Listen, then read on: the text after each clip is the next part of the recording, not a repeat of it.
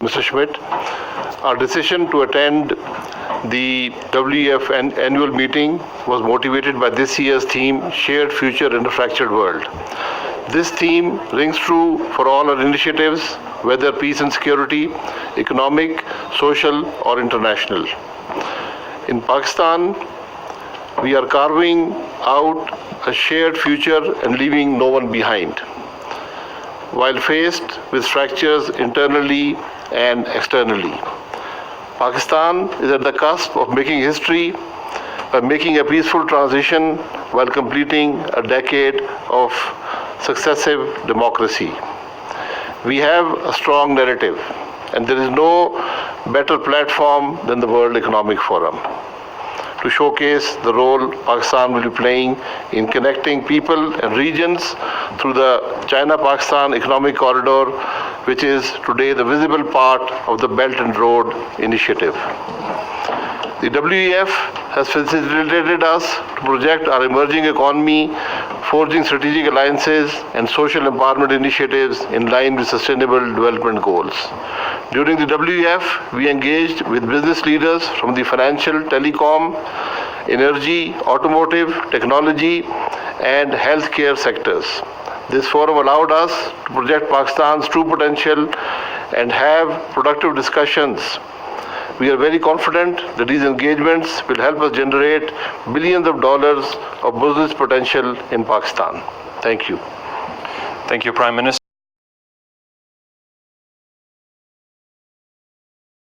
You need peace and order. So if you have armed militias in your country, that became one of the impediments on economic growth. Come 9/11, we again joined the US in its war on terror.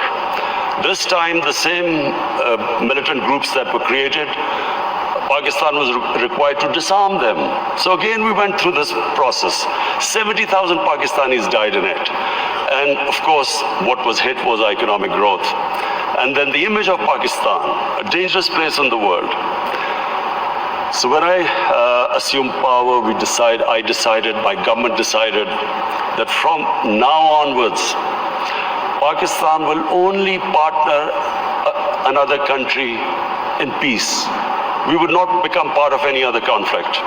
We would not join any country in its conflict. And since then, we have played our part.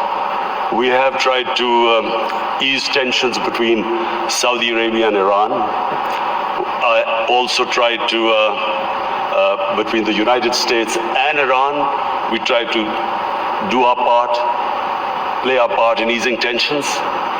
In Afghanistan, in the peace process now, Pakistan is partnering with the United States to get the Taliban to talk to the Afghanistan government. It is the nearest we are to some sort of a peaceful solution in Afghanistan. The third issue, economics. When my government came into power, as you mentioned, we inherited the worst economic crisis in our history. The biggest current account deficit, the biggest fiscal deficit, where almost reserves which would have lasted a month. Since then, I must pay tribute to my economic team. And of course, we took very tough decisions. I have been in public eye for 40 years, but the sort of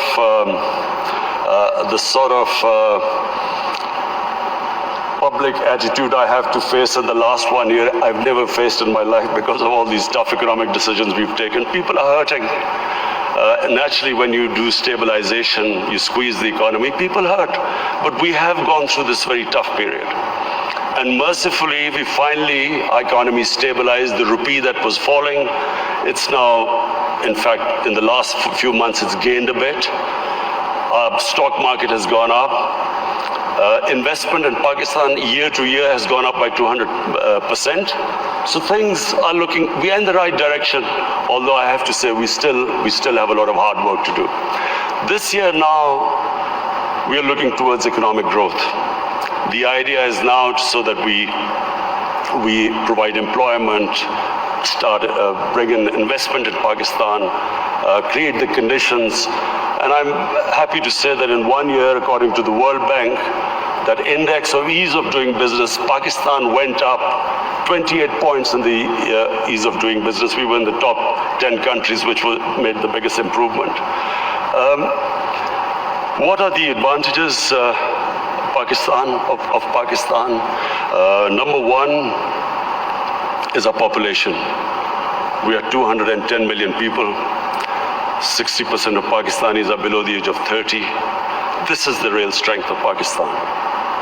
Unfortunately, we have neglected this young population because we did not concentrate on skill development, equipping them to employ themselves, become entrepreneurs, provide young people to the industry. But now we have started a program of skill development. We have partnered World Economic Forum in this program of Skill Gap, and we have laid a huge amount of money for startups, young people, encouraging them to start their own businesses. This is the first time we've done apprenticeship. We are encouraging industries now to employ young people. So this is really a big source. This is a big resource which will, we hope, one day lift Pakistan. The other advantages Pakistan have, number one, is our mineral wealth. Sadly, untapped.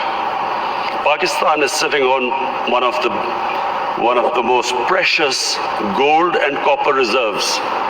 Unfortunately, we've had a few issues, so these reserves have remained untapped, but we have enough reserves that we can pay off all our foreign debt. We also have one of the largest coal reserves. We have rare earth minerals. We have unexplored gas reserves. So the whole government attention now is to develop these resources. We also have very fertile agricultural land. Unfortunately, the practices which we have done, we have not really explored this potential. Our productivity is one of the lowest. So for that, we have got help from China.